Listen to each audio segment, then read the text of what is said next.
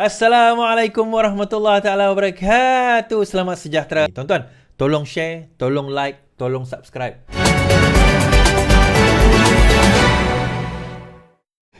So, Muhyiddin tak mengaku, tuan-tuan, dia keluarkan fatwa haram undi calon PH. Muhyiddin Nafi keluarkan fatwa haram undi calon PH. Kenapa tiba-tiba dia tak mengaku? Sebab dia kena siasat polis. Sekarang ni polis tengah menyiasat dia ni. Dalam kes ini. Polis tengah menyiasat beliau dalam kes ini berkenaan dengan fatwa yang kata haram tu. Muhyiddin Nafi keluarkan fatwa haram undi calon PH.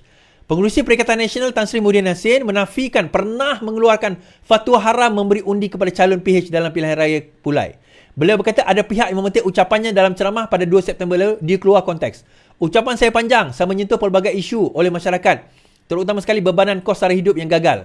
Kerana itu saya menyeru pengundi-pengundi supaya jangan memberi undi kepada calon PH. Suhaizan Kayat katanya. Jelas Muhyiddin dia tidak mengeluarkan fatwa hukum syarak bahawa mengundi calon PH haram mengundi calon PH. Saya hanya secara berkias menyebut saya bagi hukum haram dengan tiada niat bahawa ia adalah fatwa hukum syarak kerana saya tahu apa yang saya buat itu bukanlah fatwa hukum syarak. Tuan-tuan, ini kenyataan beliau. Mana kenyataan beliau tadi? Ini kenyataan beliau. Baik, kita dengar. Kita dengar sendiri.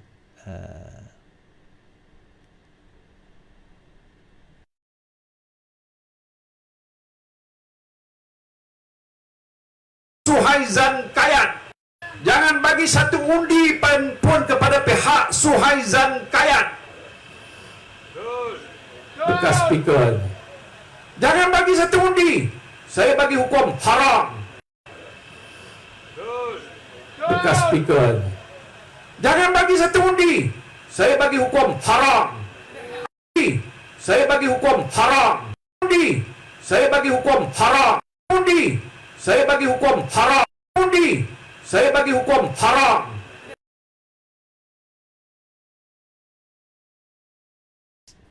Saya bagi hukum haram. Saya bagi hukum haram. Okey, dia kata itu kiasan. Dia kata itu kiasan. Itu cuma kiasan. Saya bagi hukum haram. Tiada niat. Ia adalah fatwa hukum syarak. Kerana saya tahu apa yang saya sebut itu bukanlah fatwa hukum syarak. Setelah saya menyebut, ada esok ni yang mencabar saya ikut fatwa mana. Tuan-tuan, bila kamu dah mengatakan satu perkara itu halal dan haram ini, tak semestinya mengikut fatwa. Dia ada ulama' boleh mengharam. Kita individu pun boleh halal dan haram ke satu benda.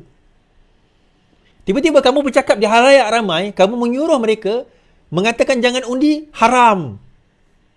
Kamu mengeluarkan fatwa kamu. Ya, kamu tak layak keluar fatwa. Tak layak keluar fatwa tidak bermakna kalau orang tu tak ikut kerana faham. Kalau orang tu jahil dan dia mengikut fatwa kamu dan kerana fatwa kamu itu dia mengundi, tidak mengundi kerana berfikir itu adalah haram, maka itu adalah hukum syirik. Itu sendiri adalah syirik, tuan-tuan. Ikut fatwa mana? Tak perlu. Itu fatwa kamu. Fatwa ini adalah sesiapa saja boleh mengeluarkan pandangan dan fatwa dia.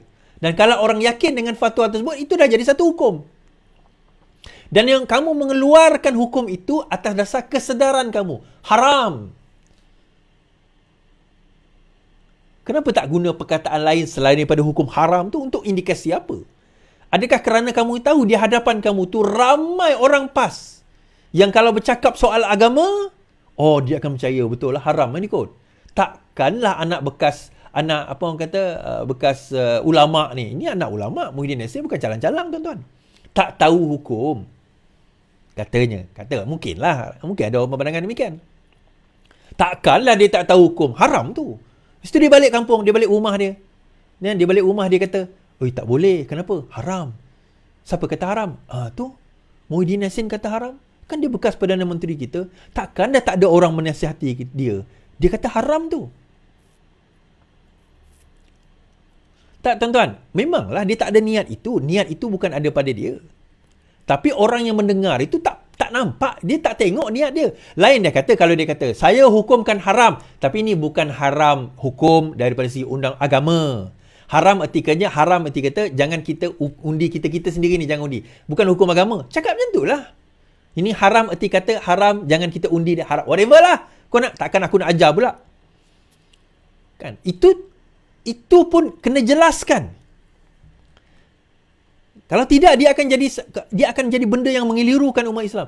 Takkanlah umat Islam sebodoh itu nak kau tak tahu. Walau orang ni bodoh, tuan-tuan. Bodohnya dia, bila orang kata orang UMNO tu kafir, dia percaya. Dia percaya UMNO tu orang kata kafir.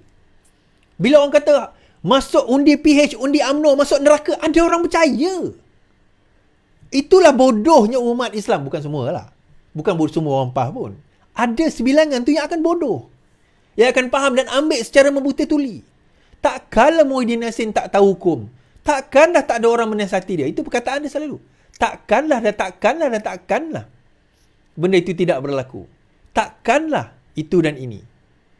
Jadi, persoalan ini yang kadang-kadang yang menjadi perkara besar lah untuk kita nak kena bincangkan. Terutama dalam konotasi agama, kita kata. Adakah semudah itu kita nak memfatwakan seseorang dengan dengan satu hukum? So, Dato' Yusof Al-Qaradawi tulis di dalam apa orang kata, dalam fatwa mu'asirat fatwa semasa, dan juga di dalam halal haram fi Islam. Halal wa haram fi Islam. Halal dan haram dalam Islam. Ada satu buku kitab beliau. Dan muka surat pertama dia kata, menghalalkan sesuatu yang haram dan mengharamkan sesuatu yang halal itu dua-duanya adalah syirik. Contohnya air ni.